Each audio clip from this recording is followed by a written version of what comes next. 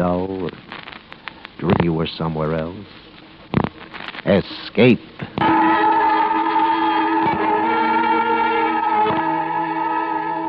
Of a man who is to die at the hands, as Hugh Cave tells it in his silent horror.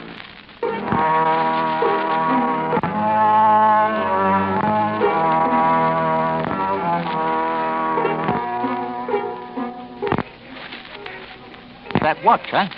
Well, why I keep it hanging up there behind the bar? The strangers, I mean, of course, know about it. Radio station 2. Here. Take a look. 21 jewels. Water-sealed case. Belonged to Tom Dawson, the painter. He was the little washed-out guy, always looked kind of lost. Nobody knew much about him, except he painted good pictures. I didn't know much about Elizabeth either, that girl he brought up from Sydney. It was pretty easy to guess about her. She gave him the watch. Yeah. Still runs if you want it. See? Got quite a tick if you hold it close up to your ear. Sounds a little like jungle drums way off in the distance. I suppose that's how it sounded to Tom Dawson there at the last, when that watch meant life or death and they were waiting for him out there in the darkness. Oh, that's quite a story. Only it's kind of hard to know where it starts, see? With Elizabeth, perhaps. Anyhow, Tom was telling it himself in his own words. I think he'd start with Elizabeth.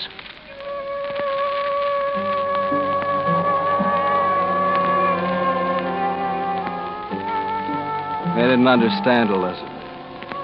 How it was between us, what she meant to me. None of them did. They gossiped a lot the way they always do in tropic ports. But they didn't really know anything about Elizabeth.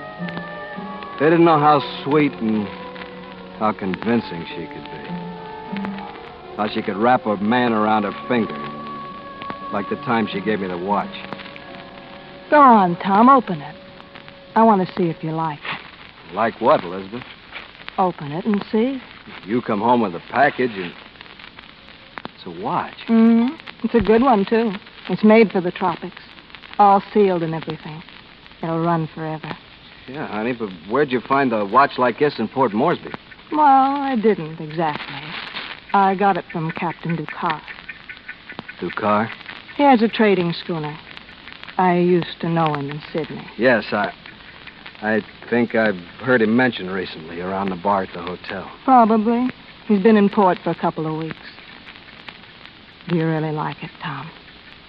The watch, I mean. Sure, baby. Who wouldn't? Now you can always tell just how long you've been away from me. In that case, I won't need it often. It sounds like a heartbeat when you hold it close. I guess that's what it is in a way. A heartbeat of time. Measuring out your life. My life. Second by second. Oh, Tom, that's a morbid idea. Do you love me? Crazy about you. You don't have to bring me presents to keep me that way. I wanted to, Tom. Yeah, I know, but this thing's too expensive, Elizabeth. I can't keep it. But you must. I gave it to you. It's worth a couple of $100. Have you thought of how you're going to pay for it? Well, I had some savings I didn't tell you about. I thought you were flat broke when I ran into you in Sydney. Well, I wasn't, though. Look, Tom, why don't you forget it? Let me worry about it. And anyway, I've already paid for the watch. Why prolong the story? Everybody else knew and I didn't, that's all. Pure self-delusion. Because I had plenty of opportunity to know. Insinuations around the hotel bar, talk along the harbor front, remarks about Pierre Ducar. But like I say, I was crazy about Elizabeth. And I ignored it all, went on painting and didn't know. Maybe I didn't want to know. I'd been out on a 2-day painting trip with one of the native fishing boats. We got back to port a day earlier than I'd expected. It was about midnight when I climbed onto the wharf with my canvases and headed around the harbor front. I walked about 50 yards when I heard it. It came from a schooner moored at the wharf just ahead of me. I walked closer. There was no mistaking that laugh. You're such a fool Elizabeth. sometimes. You're like all the others. Full of words you don't mean. And the schooner was Pierre Ducar. Yeah, but they are pretty words, ma chérie, and you like to hear them, no? Of course, I like to hear them. And maybe that only shows I'm a fool, too. No, I think it is not you and I who are fools, but that husband of yours. Tom? Oh, he's all right. But he's so boring at times. How did he like the watch I sent him? Fine. Only he wondered how I was going to pay for it.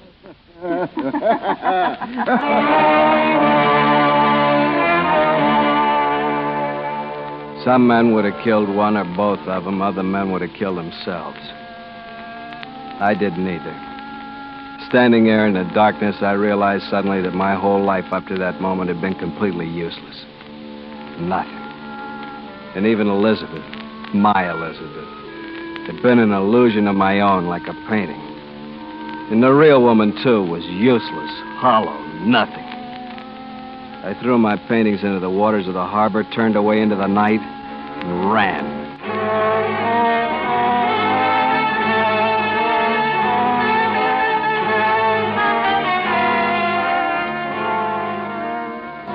Nearly 3 weeks later, my crazy flight from the past had carried me deep into the black heart of New Guinea. Beyond the dank rainforests of the coast, up through the foothills and the mid-slope jungles of bamboo and liana. Until I stood one morning in a narrow pass that led through steep-walled rocks to a hidden valley. And I knew that civilization lay far behind. That the Papuan natives who moved towards me were headhunters. Cannibals. The chief of the tribe, a giant of a man towering a foot or more above me, raised his arms. Ango de Vinda! Anjay, why you come here, white devil? I'm Tom Dorsey. Why you come here? I've come to live with you, if I may. Hey. Where you come from? A place called Port Moresby, many days from here. You're headman that place? No, and I don't have any wish to be headman here. You could not be headman you want. I, Ramabu, headman here. With hands alone, Ramabu can kill any man in tribe. I don't doubt it. Can kill you, too. I don't doubt that either. I show you. Ramabu, I hold you over my head, like this. Feel good? How you like? I think you not be headman here. I think you're not good for much anything. No, I guess I'm not. I guess that's why I ran away. Why I came here. You still want to live here? Yes.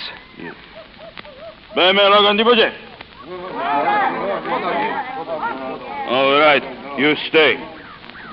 But you cause trouble, I kill you. Understand? Yes, I understand. Good, that's good. Bonjour.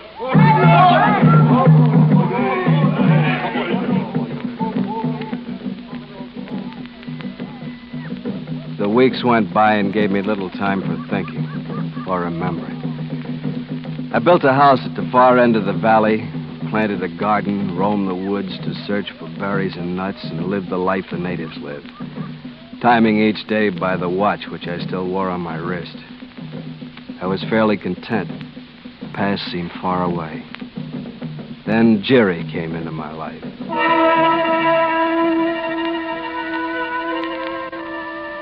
I'd gone exploring in the north end of the valley, and when I came back at dusk, she was waiting in the door of my house. Young, brown-skinned, beautiful. Hello. Hello? My name is Jerry. I've been watching you. Why? Just because. You did not notice me, though. Why should I notice you? Well, are you not like other men? What are you doing here? I come to live with you. I don't want anybody living with me. It is not good to be alone. Who will sweep your floors and cook for you? I do those things myself. But it is better to have a woman. Not for me. You will not let me stay? No. All right. I come again tomorrow. Maybe you change your mind. Not a chance. We see. Good night. That was the beginning, and in a way, the beginning of the end.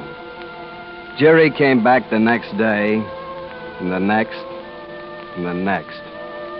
I argued, pled, cursed, but nothing I could do would change that round-eyed persistence of hers in the least. And then I made the first big mistake. It started the whole mess. It involved the watch. You're late tonight. In a little while longer, all the things I cooked for you would be spoiled. What of it? I didn't ask you to come here. I can cook for myself. Bah! Look what I have cooked. Cassava cakes, yams, chestnuts. Jerry, I've told you over and over again, you've got to stop coming here. Why? Because I said so. Perhaps it's because you think I am ugly. You know better than that. You're lovely. That's the trouble. I do not understand you. I mean, you have no business hanging around here and...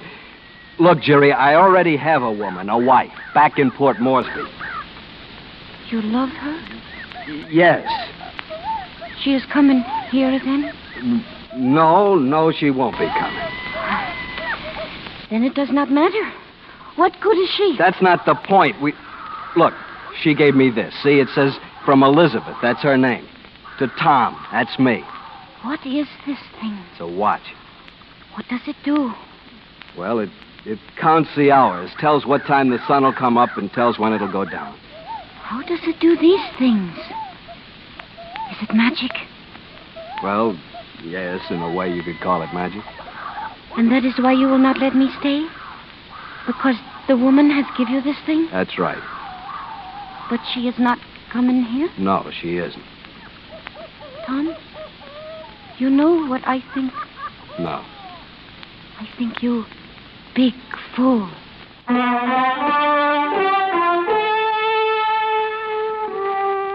Jerry talked, of course, told the villagers about the magic watch.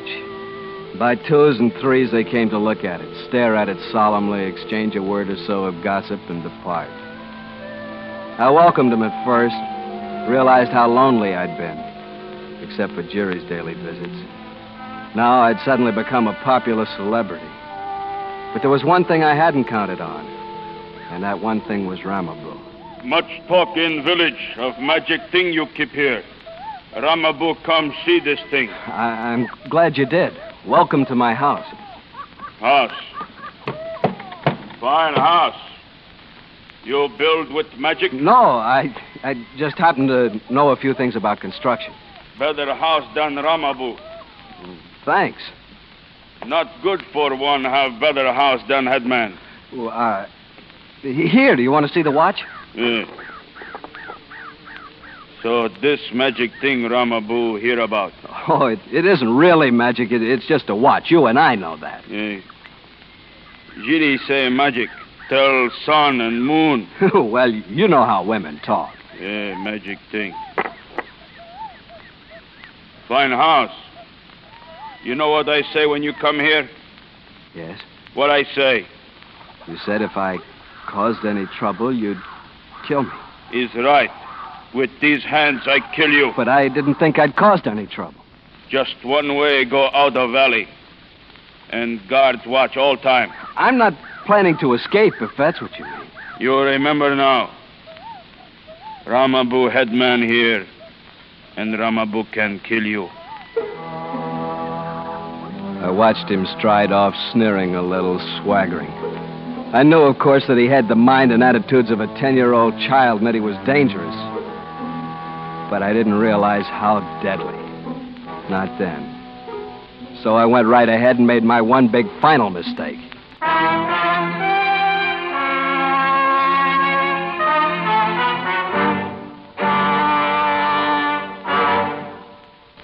We will return to Escape and tonight's story, The Silent Horror, in just a moment. And now, back to Escape.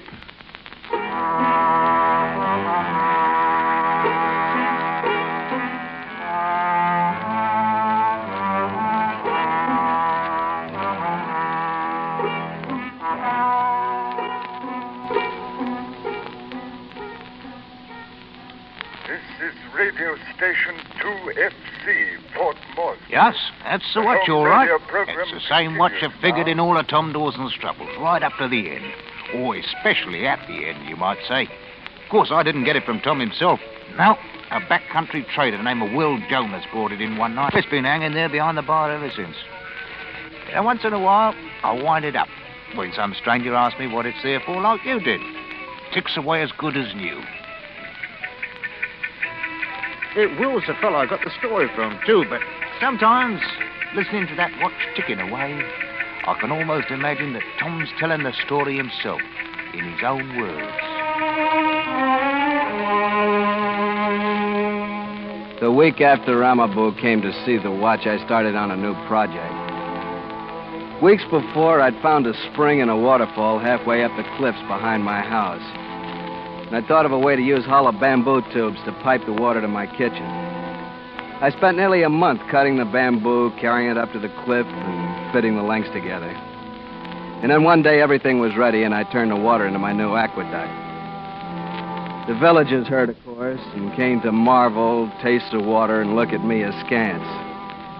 Jerry was around during all those weeks. There seemed to be nothing I could do to get rid of her. Or perhaps I was growing less inclined to get rid of her. I suppose I should have expected trouble, but I didn't.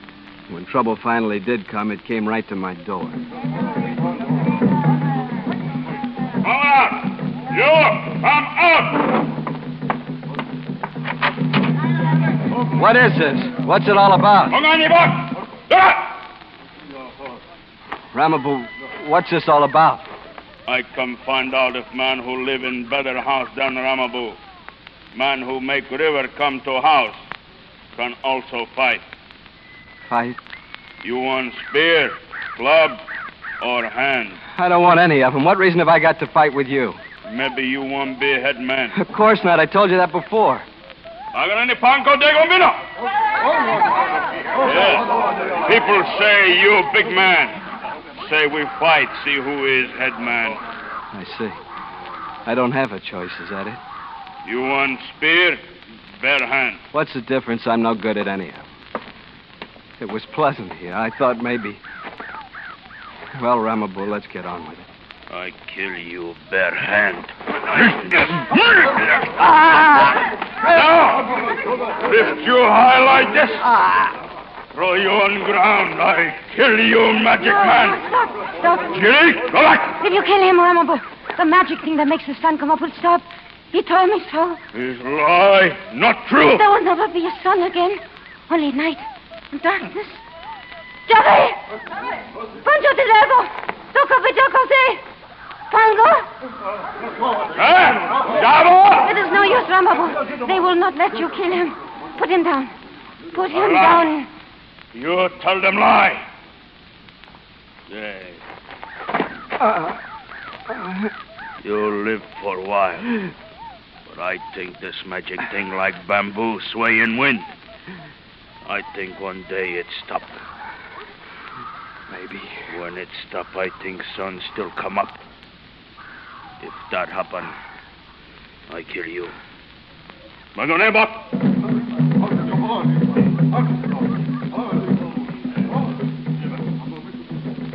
Jerry, I guess I owe you my life, such as it is.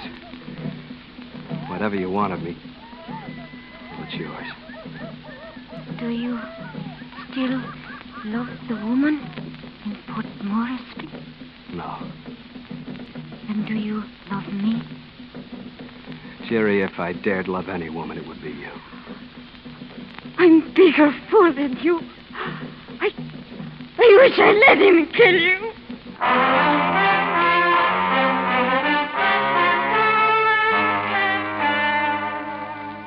Ramabu came the next morning to look at the watch. He saw that it was running and left without a word. And he came the next day and the next and the next. First it was amusing, but gradually the terror began to creep in. As long as it ran, I'd live, and whenever it stopped for whatever reason, I'd die. I took to whining it a half a dozen times a day and holding it to my ear and listening to it. The drums in the village seemed to beat constantly. And the drums, the watch, and my own heartbeat became mixed into one crazy quilt of sound. Crazier still when I came down with malaria. When Ramabu came and saw the fever in my face, he smiled and left, and I cursed him as I wound the watch for the third time since dawn. 2 nights later, Jerry slipped into my room. You're sick. I have heard you are sick. It's a fever. Where have you been all week? They would not let me come. Tonight, I ran away for a while. What do you mean? I mean, if my father accepts the marriage gift, I am to be the wife of Ramabu. He is head man. I had no choice. Do you care?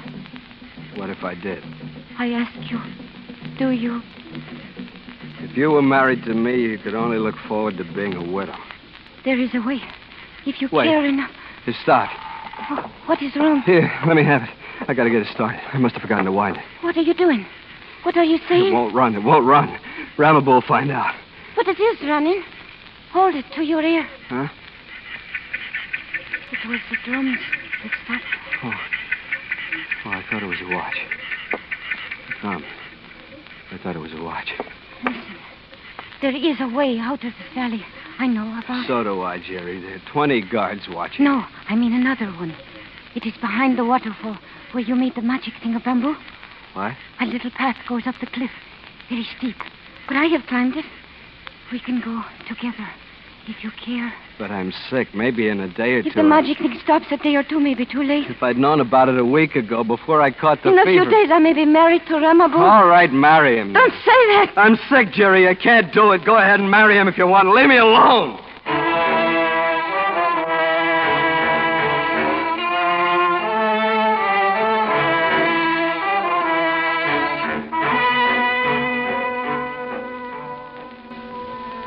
I tossed away the hours of night and day, lying on my cot bathed in sweat. And time itself seemed to gel into one great mass of fever with no form nor dimensions. And the fever sang in my ears when I strained to hear the watch. Sometime I mistook the drums of my own heart. I fought to stay awake, to keep my senses to live, fought against odds that grew greater by the hour. Sometimes in my delirium, I thought that Jerry had slipped into the room like a ghost, had wound the watch and talked to me and laughed. But I could never remember anything that she'd said. And then finally one night, just before dawn, I woke. And suddenly, terror was in the room. The name of the terror was silence. Jerry? Jerry, are you here? There's no sound. It's like it stopped. The watch is broken and stopped. Sometimes in a fever there comes a moment of clarity and strength, and I knew suddenly what I must do. Without trying to find the watch, I leaped from my cot and headed for the waterfall.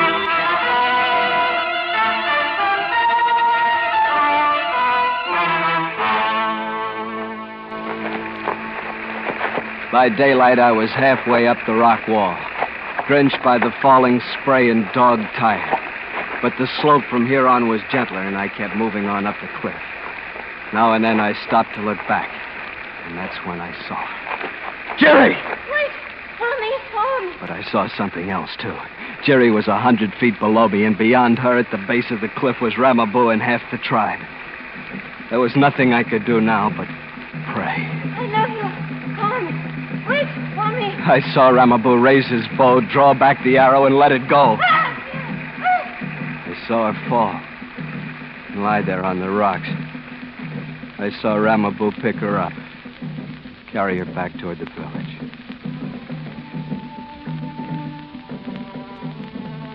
I knew the greatest thing I'd ever owned was gone. That my life was once again, and this time truly, useless. I turned and plunged into the jungle.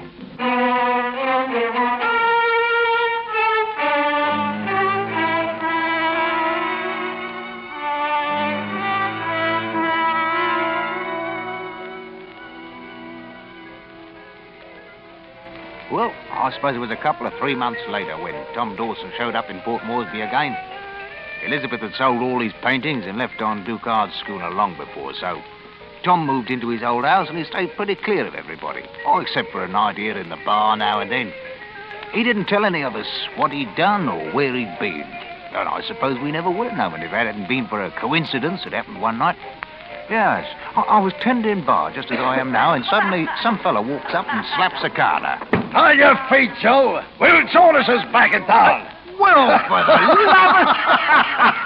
I'm 6 months dry and raring to go. Where the devil you been, eh? Oh, so far back country, never even heard of beads. How can you cheat 'em? Oh, say, I stumbled onto something, though. You remember that painter, Tom Dawson? Yes. Well, you remember that watch, what's her name, give him?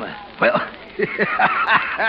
there it is. Well, where'd you get that? In the forsakenest piece of country I've ever found in 20 years of trading. Believe me, Joe. Where'd you get that watch? Hey, Tom! Tom, you know Will Jonas. Where'd you get that watch? Well, I guess from the person you left it with. I didn't leave it with anybody. That's not what she said. She? What do you mean? Tell me. Who? Was it Jerry? Yeah, that's her name. She's alive? And twice as natural. She's living in that house you built. Alone, if you're interested. Rambo. What about him? Oh, the head man. Yes. Yeah, well, it seems he lost face when he let you get away. They figured you for their good luck or something. Anyway, they booted him out a long time ago. And Jerry, she's all right? She's living in my house? Yeah, alone. She made that plenty clear Thanks. in case you... Thanks for everything. Yeah, I'm glad. Hey, where you going? Well, what about this watch? It's yours. Well, I'll be up. Hey, Joe. Yes? I'll trade you this watch for a bottle. How about it?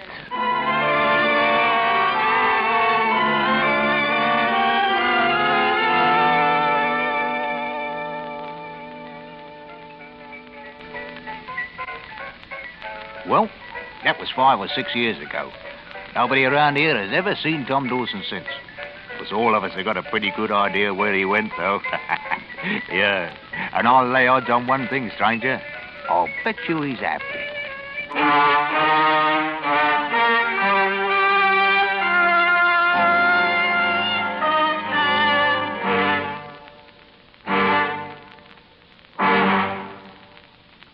Under the direction of Norman MacDonald, Escape has brought you The Silent Horror by Hugh Cave, specially adapted for radio by Les Crutchfield, starring Harry Bartell with Georgia Ellis.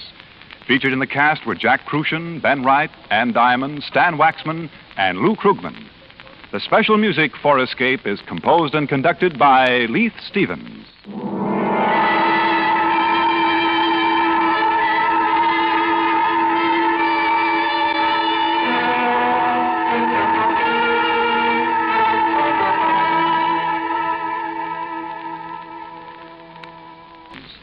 Clarence Cassell speaking.